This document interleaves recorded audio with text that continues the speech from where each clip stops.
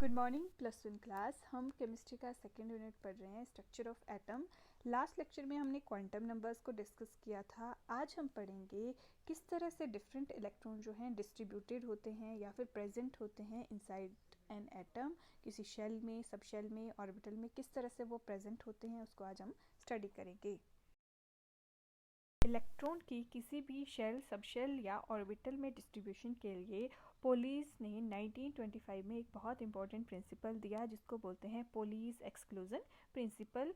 According to it, no two electron in an atom can have same value for all the 4 quantum numbers. इसने बोला कि किसी भी एक एटम के अंदर कोई अगर 2 इलेक्ट्रॉन्स प्रेजेंट हैं तो उनकी वैल्यू चारों क्वांटम नंबर्स की सेम नहीं हो सकती है। फॉर एग्जाम्पल, जैसे के शेल है, सबसे फर्स्ट शेल हमारी होती है के शेल। के शेल में मैक्सिमम आ सकते हैं 2 इलेक्ट्रॉन्स। तो के शेल में एन की वैल्यू कितनी है? 1, क्योंकि फर्स्ट शेल है तो एन की वैल्यू होगी 1। एल की वैल्यू क्या होगी? 0। क्यों? क्योंकि एल होता है 0 to n-1। अब एल की वैल्यू 0 आ गई। एम की वैल्यू होती है -L2 + L, तो वो भी कितनी आ गई? 0। यानी 2 इलेक्ट्रॉन हैं, दोनों के लिए n की वैल्यू 1 है, L की वैल्यू 0 है, m की वैल्यू क्या है? वो भी 0 है। बट s की वैल्यू अगर एक के लिए होगी +½ तो दूसरे के लिए होगी -½ चारों क्वांटम नंबर्स की वैल्यू 2 इलेक्ट्रॉन्स के लिए कभी भी सेम नहीं हो सकती है, या बोलो 2 इलेक्ट्रॉन का कभी भी सेम एड्रेस नहीं हो सकता है। ये 4 क्वांटम नंबर यूज़ होते हैं इलेक्ट्रॉन का एग्जैक्ट एड्रेस बताने के लिए। तो 3 क्वांटम नंबर बेशक सेम हो जाएंगे, बट 4th क्वांटम नंबर क्या रहेगा? हमेशा ये डिफरेंट ही रहेगा।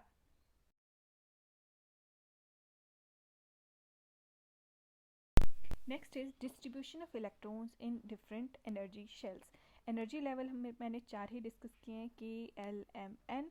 अब के एनर्जी लेवल में एन की वैल्यू होती है 1, तो एल की वैल्यू क्या होगी? 0। एल हमारा शो करता है सब शेल को, और ब्रैकेट में मैंने ऑर्बिटल का नेम लिखा है, यानी कौन सा ऑर्बिटल होगा? ये 1s ऑर्बिटल। अब हमें पता है कि एक ऑर्बिटल में मैक्सिमम 2 ही इलेक्ट्रॉन आ सकते हैं। अगर सब शेल एक है तो उसमें इलेक्ट्रॉन्स कितने आएंगे? 2 इलेक्ट्रॉन्स आएंगे। तो total number of electrons in energy shell के कितने हैं? 2। सेकेंड एनर्जी लेवल है एल। एल में एन की वैल्यू 2 है, तो सब शेल कितनी आ गई हमारे पास? एक 0, एक 1, यानी 2 सब शेल हैं। और ऑर्बिटल कौन कौन से आए? 2s and 2p। ये मैंने आपको क्वांटम नंबर्स में निकालना बताए थे कि किस तरह से हम इनको निकालते हैं। तो 2s अगेन एक ऑर्बिटल में 2 इलेक्ट्रॉन आते हैं, ये हो गए 2 इलेक्ट्रॉन्स। जो p ऑर्बिटल है, p क्योंकि p subshell 3 orbitals contain करती है, तो इसका मतलब इलेक्ट्रॉन्स कितने आए? 6। क्यों 3? क्योंकि L की वैल्यू अगर 1 है तो M की वैल्यू क्या होगी? -1 0 +1। 3 ऑर्बिटल्स हैं तो इलेक्ट्रॉन्स कितने आ गए? सब शेल्स। वैसे ही टोटल नंबर ऑफ इलेक्ट्रॉन कितने हो गए? 2 + 6 यानी 8। थर्ड है M, इसमें N की वैल्यू है 3, L की वैल्यू आ गई 0 1 या फिर 2। 0 हमारा रिप्रेजेंट करेगा S ऑर्बिटल को, 1 रिप्रेजेंट करेगा p ऑर्बिटल को, 2 रिप्रेजेंट करेगा d ऑर्बिटल को। तो इलेक्ट्रॉन कितने आ गए? 3s में आएंगे 2 इलेक्ट्रॉन, 3p अगेन क्योंकि 3 ऑर्बिटल्स हैं इसमें तो इलेक्ट्रॉन 6 होंगे। d में होते हैं 5 ऑर्बिटल्स, तो इलेक्ट्रॉन कितने आ गए? 10 आ गए। तो टोटल नंबर ऑफ इलेक्ट्रॉन्स कितने हो गए? 2 + 6 + 10 यानी 18 इलेक्ट्रॉन्स आते हैं हमारी थर्ड सब शेल में या फिर थर्ड एनर्जी शेल में। अब है n, n मतलब स्मॉल n की वैल्यू आ गई 4th। तो L की वैल्यू 4 पॉसिबल हैं, 0 1 2 3। 0 रिप्रेजेंट कर रहा है हमारा S को, 1 P, 2 D एंड 3 कर रहा है 4 को। अब 0 4s, 4s का मतलब एक ऑर्बिटल है, इलेक्ट्रॉन होंगे 2। P करता है, P सब शेल कंटेन करती है 3 ऑर्बिटल, मतलब इलेक्ट्रॉन होंगे 6। D सब शेल करती है 5 ऑर्बिटल कंटेन, तो इलेक्ट्रॉन आ गए 10। S सब शेल कंटेन करती है 7 ऑर्बिटल, तो इलेक्ट्रॉन आ गए 14। तो टोटल नंबर ऑफ इलेक्ट्रॉन इस एनर्जी शेल में कितने हो गए? 32। इस तरह से हम डिफरेंट एनर्जी शेल्स में इलेक्ट्रॉन का डिस्ट्रीब्यूशन करते हैं। अब कुछ एक पॉइंट जो आपने ध्यान रखने हैं, the maximum number of electrons in each principal energy shell is 2n²। किसी भी एनर्जी शेल में मैक्सिमम इलेक्ट्रॉन हो सकते हैं 2n²। n रिप्रेजेंट करेगा हमारा 1 2 3 4 and so on. Maximum number of orbitals in each principal energy shell is n square, और number of orbitals किसी भी प्रिंसिपल एनर्जी शेल में कितने होते हैं, n स्क्वायर। यानी अगर n की वैल्यू 1 है तो ऑर्बिटल्स कितने होंगे, सिर्फ 1 ही ऑर्बिटल होगा। अगर n की वैल्यू आपकी कितनी है, 2 है, तो नंबर ऑफ ऑर्बिटल्स कितने हो जाएंगे, 2 2 ज़ा 4 ऑर्बिटल्स हो जाएंगे।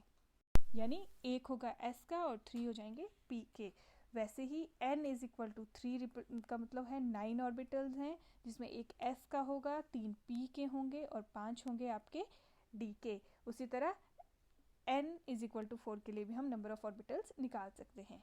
s subshell has 1 orbital with maximum of 2 electron. अब क्योंकि s सबशेल n स्क्वायर मतलब एक ही ऑर्बिटल कंटेन करता है और एक ऑर्बिटल में मैक्सिमम होते हैं 2 electrons. p subshell 3 orbital contain करता है तो मैक्सिमम इलेक्ट्रॉन्स कितने हुए, डबल उसके, यानी 6 इलेक्ट्रॉन्स। d सबशेल में 5 ऑर्बिटल्स हैं, एक ऑर्बिटल में 2 इलेक्ट्रॉन, तो टोटल कितने इलेक्ट्रॉन कंटेन करेगा, 10 इलेक्ट्रॉन। f सबशेल कंटेन करती है 7 ऑर्बिटल्स, तो इलेक्ट्रॉन्स कितने होंगे, मैक्सिमम नंबर उसके पास 14 इलेक्ट्रॉन्स। नाउ नेक्स्ट है शेप्स ऑफ एटॉमिक ऑर्बिटल्स। 4 हमारे पास एटॉमिक ऑर्बिटल्स हैं, s orbital, p orbital, d orbital and f orbital. इसमें s जो ऑर्बिटल्स होते हैं इनकी होती है स्फेरिकल शेप। इसमें जो शेडेड रीजन है वो शो कर रहा है कि यहाँ पे इलेक्ट्रॉन को फाइंड करने की प्रोबेबिलिटी क्या है, ज़्यादा है। और जो वाइट पोर्शन है ये शो कर रहा है हमारा वो स्पेस जहाँ पे प्रोबेबिलिटी डेंसिटी ऑलमोस्ट 0 है, इसको हम बोलते हैं नोड। ये है स्ट्रक्चर ऑफ s ऑर्बिटल, यानी कि प्रोबेबिलिटी ऑलमोस्ट 0 है, उसको बोलते हैं। नेक्स्ट हैं p ऑर्बिटल्स। हमें पता है p ऑर्बिटल्स 3 टाइप के होते हैं, एक होते हैं px ऑर्बिटल, दूसरे होते हैं py ऑर्बिटल और तीसरे होते हैं pz ऑर्बिटल। इनकी शेप होती है डमवेल, डमवेल शेप होती है। ये x एक्सिस पे लाई कर रहा है, ये 2px ऑर्बिटल है, ये y एक्सिस पे लाई कर रहा है, ये py ऑर्बिटल है, एंड ये z एक्सिस पे लाई कर रहा है, ये है pz orbital. d orbitals 5 type के होते हैं, dyz, dxy, dxz, dx² to y² and dz²। जो शेप्स होती है d ऑर्बिटल की वो होती है डबल डमवेल। ये dyz है, ये करती है lie between y and z axis, इसको बोलते हैं dyz। ये है dxy, ये लाई करेगी between x and y axis. वैसे ही dxz लाई करती है between x and z axis. जो x² टू y² है ये x और y एक्सिस के ऊपर लाई करती है, ये बाकी इन बिटवीन द एक्सिस लाई करती हैं, ये एक्सिस के ऊपर लाई करती हैं। वैसे ही dz² ये z एक्सिस के ऊपर लाई करती है, और ये जो इसकी सर्कुलर रिंग बनी हुई है ये भी प्रोबेबिलिटी डेंसिटी को शो करती हैं। ये हैं शेप्स ऑफ d ऑर्बिटल्स।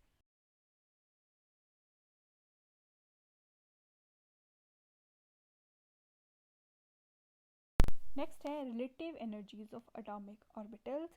सबसे पहले energy level diagram for hydrogen atom या फिर हाइड्रोजन लाइक एटम, जिनके पास सिर्फ एक इलेक्ट्रॉन होता है, उनके लिए ये है एनर्जी लेवल डायग्राम। इसमें क्या होता है, जो एनर्जी होती है ऑर्बिटल की वो डिपेंड करती है सिर्फ n की वैल्यू के ऊपर, यानी प्रिंसिपल क्वांटम नंबर जो होता है n, उसके ऊपर इनकी एनर्जी डिपेंड करती है। जैसे जैसे n की वैल्यू इंक्रीज करेगी वैसे वैसे एनर्जी इंक्रीज करेगी। n की वैल्यू 1 एनर्जी कम, फिर 2 की एनर्जी, फिर n इज इक्वल टू 3, फिर n इज इक्वल टू 4। इस तरह से एनर्जी क्या करती जाती है, with increase in value of n वो भी इंक्रीज करती जाती है। हाइड्रोजन के केस में हमने देख लिया कि जो एनर्जी थी वो डिपेंड कर रही थी सिर्फ वैल्यू ऑफ n, यानी 1, फिर 2, फिर 3rd, फिर 4th ऑर्बिटल की एनर्जी इस तरह से इंक्रीज कर रही थी। बट मल्टी इलेक्ट्रॉन के केस एनर्जी लेवल डायग्राम बिल्कुल डिफरेंट होता है। जैसे एनर्जी का ऑर्डर है 1s, 2s, 2p, 3s, 3p, यहाँ पे n की वैल्यू इंक्रीज कर रही है, बट 3D में n की वैल्यू 3 है, 4s में n की वैल्यू 4 है। तो ये जो चेंजेस आते हैं इसको हम अब एक्सप्लेन करते हैं, किस तरह से ये एनर्जी में वेरिएशन आ रही है, किस तरह से ये ऑर्डर डिफरेंट है। जो रिलेटिव ऑर्डर ऑफ एनर्जीज हैं मल्टी इलेक्ट्रॉन एटम में, उसको प्रिडिक्ट करते हैं हम बोहर-बरीस रूल की हेल्प से। According to this rule, more the value of n plus l, more will be the energy. जितनी ज़्यादा होगी n प्लस l की वैल्यू, यानी ये दो क्वांटम नंबर के ऊपर डिपेंड करेगा, principal quantum number and azimuthal quantum number. जितनी ज़्यादा n प्लस l की वैल्यू होगी उतनी ही ज़्यादा होगी एनर्जी। जैसे 4s एंड 3d, जब आपने पीछे एनर्जी लेवल डायग्राम देखा होगा उसमें क्या था, 4s जो था वो नीचे लाई कर रहा था, 3d जो था वो ऊपर लाई कर रहा था।